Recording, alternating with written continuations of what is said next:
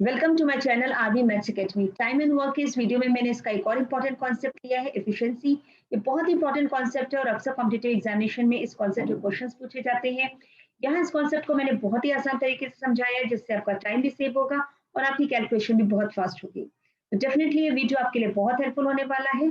Time and work के अगर पिछले दो वीडियोस आपने मेरे नहीं देखे हैं तो उनका लिंक नीचे डिस्क्रिप्शन बॉक्स में दिया है और वहां जाके उन वीडियो को देख सकते हैं। चलिए स्टार्ट करते हैं।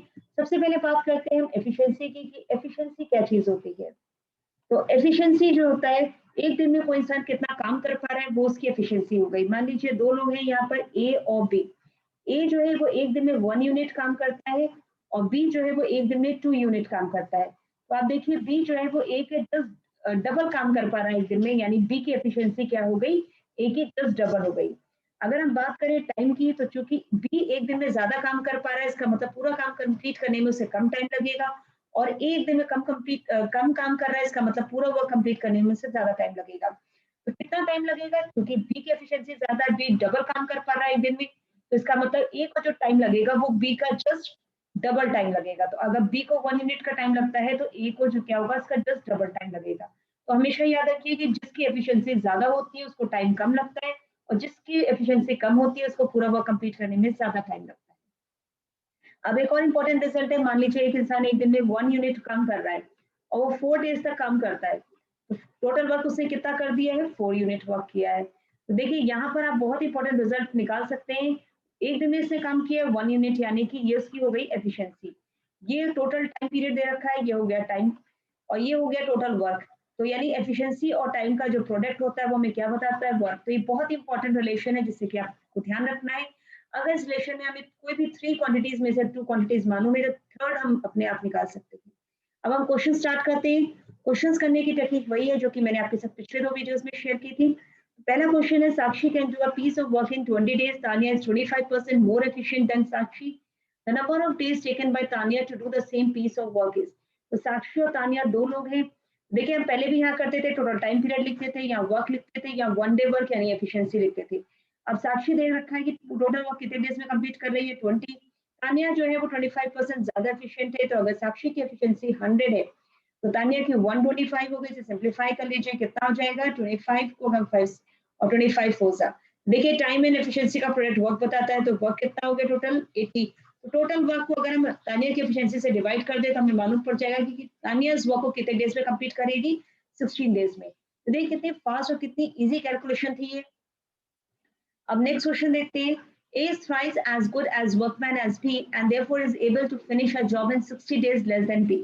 Working together they can do it. यानी A और B दो लोग हैं। पहले जैसे हम लिखते थे यहाँ पर टोटल टाइम पीरियड लिख लिया, यहाँ वर्क लिखा, यहाँ एफिशिएंसी।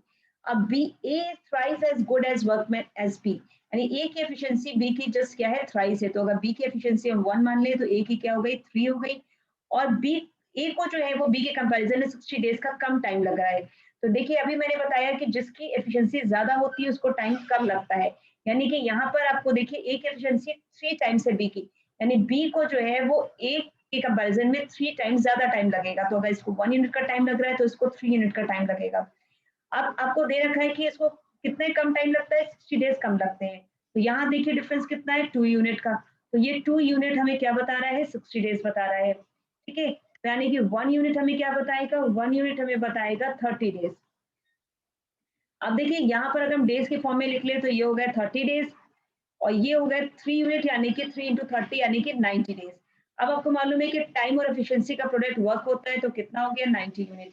अब पूछा है कि दोनों मिलकर कितने दिन में कंप्लीट करेंगे, दोनों मिलकर बात करें तो दोनों की एफिशिएंसी में ऐड कर देंगे। तो टोटल वर्क को टोटल एफिशिएंसी से डिवाइड कर दो, तो 2 टू 4 245, सिंप्लीफाई करिए तो यानी दोनों मिलकर कितने डेज में इस वर्क को कंप्लीट करेंगे, 22.5 डेज में। अब नेक्स्ट क्वेश्चन आता है, after working for 6 days, Ashok find that only one third of the work has been done. He employs Ravi, who is 60% as efficient as Ashok. How many days more would Ravi take to complete the work? तो यहाँ पर दो लोग हैं, एक है अशोक और एक है रवि। फिर हम तीनों चीजें लिख लेते हैं, ये टाइम पीरियड हो गया, ये वर्क हो गया, ये एफिशिएंसी हो गई। अशोक जो है वो 1/3 वर्क कंप्लीट करता है 6 डेज में, तो पूरा वर्क कितने डेज में होगा, 18 डेज में। आप निकाल सकते हैं यूनिटरी मेथड की हेल्प से। अब कहा है कि रवि जो है 60% एज एफिशिएंट एज अशोक। अगर अशोक की एफिशिएंसी 100 है तो रवि की कितनी है, 60 है। तो देखिए इसे सिंप्लीफाई कर लेते हैं, 25 100, 23 60। अब टाइम और एफिशिएंसी का प्रोडक्ट हम करते हैं तो हमारे पास आ गया टोटल वर्क, और टोटल वर्क को अगर मैं रवि की एफिशिएंसी से डिवाइड कर दूं तो कितना हो जाएगा 30, यानी कि रवि को कितना टाइम पीरियड लगा टोटल वर्क कंप्लीट करने में 30 डेज को। लेकिन उसे पूरा काम नहीं करना है क्योंकि 1/3 वर्क ऑलरेडी अशु कंप्लीट कर चुका है, तो कितना वर्क अभी रिमेन है, ये हो गया 2/3। इस 2/3 को वो कंप्लीट कर रहा है कितने डेज में, ये हमें पता लगाना है। तो अगर हम देखें कितना होगा हमारे पास टाइम पीरियड, ये हम पता लगा सकते हैं बड़े आसानी से, कितना 20 डेज में कंप्लीट कर रहा है। अब आता है next question, A is half good as workman as B and together they finish a job in 14 days. In how many days working alone B finish the job? A और B दो लोग हैं, फिर यहाँ पर हम लिख लेते हैं टाइम पीरियड, ये वर्क और ये efficiency. A is half good as a workman as B, यानी A की एफिशिएंसी B की जस्ट हाफ है, या हम कह सकते हैं B की एफिशिएंसी A की जस्ट डबल है। तो अगर A की एफिशिएंसी 1 मान ले तो B की क्या हो जाएगी 2। दोनों मिलकर कितने दिन में वर्क कंप्लीट कर रहे हैं 14 डेज में, तो दोनों को ने 14 डेज में टोटल वर्क कंप्लीट किया है। टोटल एफिशिएंसी कितनी हो गई 3। तो वर्क टाइम हम कैसे, और टाइम और एफिशिएंसी का हम प्रोडक्ट कर देते तो हमें क्या मिलता है, वर्क कितना हो गया 42। अगर हम इस टोटल वर्क को अगर बी की एफिशिएंसी से हम डिवाइड कर दें तो हमारे पास आ जाएगा कि बी को कितना टाइम लगा, तो 42/2 यानी कि कितना हो गया 21, यानी बी जो इस पूरे काम को 21 डेज में अकेला कंप्लीट करेगा। अब एक और क्वेश्चन देखते हैं, Avinash is twice as fast as Bharat and Bharat is one fast as Chandra. तो देखिए यहाँ पर आपके पास अविनाश, भरत और चंद्र 3 लोग दिए हुए, ये टाइम पीरियड हो गया, ये वर्क और ये एफिशिएंसी। अविनाश जो है इसकी एफिशिएंसी भरत की जस्ट ट्वाइस है, तो भरत की एफिशिएंसी को 1 मानते हैं, तो अविनाश की जस्ट डबल हो गई। And Bharat is 1/3 as fast as Chandra, तो भरत की एफिशिएंसी चंद्र की 1/3 है, या कह दीजिए चंद्र की एफिशिएंसी भरत की जस्ट थ्राइस है। अब आपको मालूम है तीनों मिलकर कितने दिन में काम कंप्लीट कर रहे हैं 30 डेज, तो 30 डेज टोटल टाइम पीरियड लगा है और टोटल एफिशिएंसी कितनी हो गई 6।